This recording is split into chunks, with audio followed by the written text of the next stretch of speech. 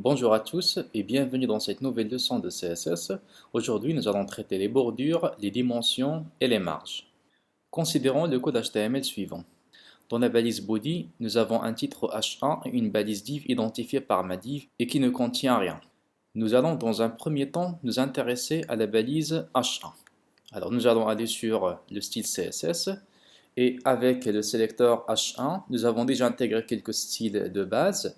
Maintenant, on va essayer d'appliquer une bordure.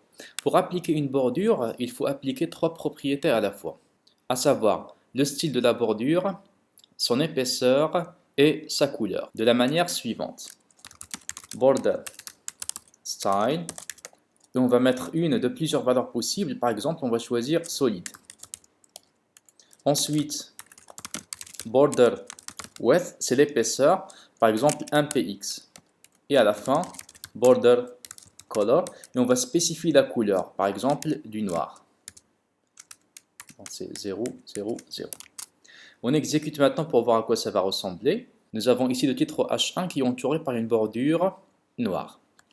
Bon, revenons maintenant au style pour expliquer un petit peu de quoi ça s'agit. Border style, ça spécifie le style de la bordure. Par exemple, solide pour un trait continu. Il y a aussi dotted, donc il va donner des pointillés, donc ce sont des petits points. Il y a aussi dashed, donc il va donner des tirets.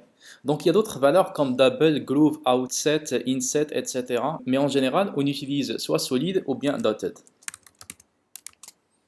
Pour border width, ça donne l'épaisseur de la bordure. Ici, la bordure, il va mesurer 1 pixel d'épaisseur. Si vous voulez que ça soit plus épais que ça, il suffit d'agrandir la valeur. Par exemple, 10 pixels, alors on aura une bordure plus prononcée, comme ça par exemple. Et border color, ce n'est rien d'autre que la couleur. Bien sûr, la couleur, on peut la spécifier avec l'une des 4 méthodes que nous avons vues précédemment. Maintenant, nous avons ici 3 lignes pour spécifier les styles de la bordure. Le CSS nous permet de résumer tous ces styles dans une seule ligne, de la manière suivante. Il suffit de mettre border, deux points, solide, espace, dpx, et à la fin, on va mettre la couleur. Bon, il faut mettre un espace entre les trois valeurs. Bon, on commence généralement par le style, ensuite l'épaisseur, et finalement par la couleur. Quand on exécute, on voit que rien n'a changé, bon, parce que le style est maintenu. Il existe un autre style pour la bordure, c'est border radius. Bon, border radius, il est préférable de le séparer, pour ne pas le mélanger avec bordure. On va le déclarer dans une ligne à part, et on va mettre ici dpx. Bon, on va voir déjà l'effet. Bon, l'effet, c'est quoi? C'est l'arrondi. Vous avez constaté que c'est légèrement arrondi sur les coins. Bon, je peux agrandir la valeur, par exemple 20px, pour mieux voir l'effet. Donc ça donne ce qu'on appelle une bordure arrondie.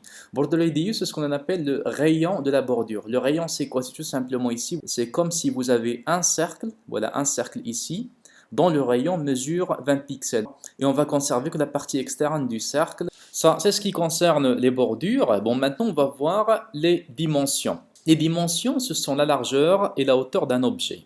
Alors, pour spécifier la largeur et la hauteur, il suffit de déclarer les propriétés width et height. Donc pour width, on va mettre par exemple 400 pixels et height 300 pixels comme ça.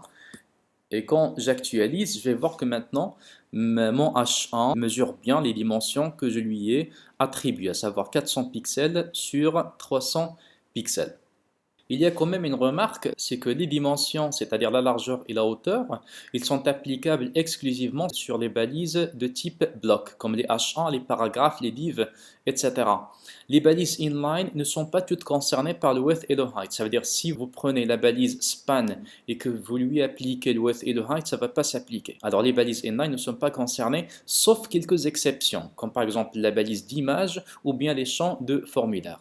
Donc maintenant, je vais retourner un peu en arrière et je vais essayer de créer un cercle. Bon, un cercle parfait à l'aide de la balise div. Pour faire ceci, j'ai déjà une balise div que j'ai intégrée dans le document HTML. Elle est identifiée par ma div. Voilà, il suffit de la styler pour avoir le cercle. Alors, sur le CSS, je peux mettre le sélecteur div ou bien juste le ID ma div. Et ensuite, je vais mettre ici, la largeur c'est 400 pixels, la hauteur c'est 400 pixels. Right. Et pour voir la div, soit on peut colorer son arrière-plan, ou bien on peut lui attribuer une bordure, par exemple background color orange, Et aussi, on va mettre une bordure solide 1px. On va mettre donc toujours le noir. Alors dans un premier temps, la div va ressembler à ça. Donc ça c'est notre div. Si je veux que ça soit un cercle parfait, il suffit de choisir Border Radius qui mesure au moins la moitié des dimensions, ça veut dire des 400 pixels. Alors dans ce cas, on va mettre Border Radius. On va mettre au minimum 200 pixels. Quand j'exécute, je vais voir que j'obtiens un cercle parfait. Maintenant, nous allons voir les marges internes et externes. Bon, revenons au code CSS. Bon, pour la div, je vais pour le moment l'écarter. Bon, même chose dans le code HTML. Bon, je vais enlever la balise div. Je conserve juste le titre H1. Je peux par exemple mettre width égale à auto pour dire la valeur par défaut. Et la hauteur, je vais conserver 300 pixels. Bon, d'ailleurs, le résultat, ça va ressembler à ceci. Voilà, auto, ça veut dire largeur automatique, celle qui est appliquée par le navigateur. Vous allez voir que déjà, il y a une marge supérieure qui est appliquée d'une manière automatique. La balise H1 applique une marge supérieure et inférieure d'une manière automatique. Bon, si je veux annuler ces marges, il suffit de mettre ici margin 0. Quand j'exécute maintenant, je vais voir que les marges ont été supprimées. Il y a une petite marge qui est toujours appliquée, mais ce n'est pas la marge de H1, c'est la marge du body. On peut l'éliminer aussi. Bon, on peut aller par exemple ici, on va mettre body, margin 0. Dans ce cas, on annule aussi les marges par défaut de body, et on aura le résultat qui va ressembler à ceci. Imaginez maintenant que je veux que mon titre H1 soit écarté des bords de mon navigateur. Alors il suffit d'appliquer des marges qui sont différentes. Par exemple, marge, mettre ici 20px. Le résultat maintenant ressemble à ceci. Donc, nous avons 20px de tous les côtés, ça veut dire à gauche, au haut, à droite et en bas.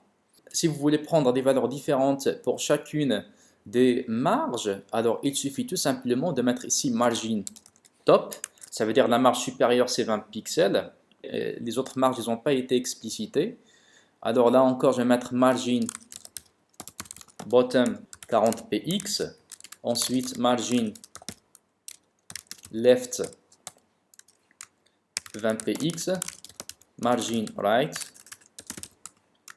par exemple 50px. Ça veut dire si vous voulez expliciter chacune des marges, il suffit de mettre le suffixe top, bottom, left ou bien right. Et le résultat va ressembler à ceci.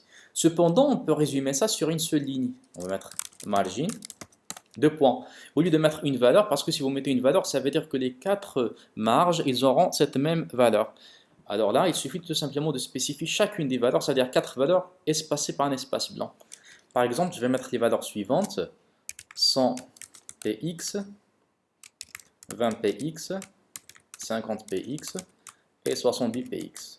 Ce sont des valeurs arbitraires, juste pour faire le test. Ça veut dire que dans cet ordre, 100px c'est la marge supérieure, 20px la marge droite, 50px la marge inférieure et 70px c'est la marge gauche.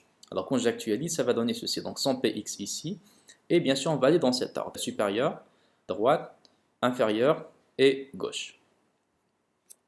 On peut aussi faire ceci. Si vous mettez uniquement deux valeurs, ça veut dire la marge supérieure et inférieure, c'est 100 pixels. La marge gauche et droite, c'est 20 pixels. Alors on aura quelque chose qui ressemble à ça.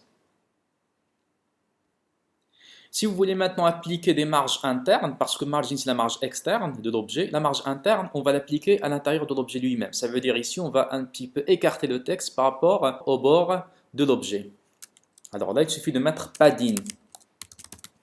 Par exemple, 30px. Quand j'exécute, je vais voir que le texte est un peu écarté par rapport au bord. Alors j'ai appliqué 30px sur tous les côtés.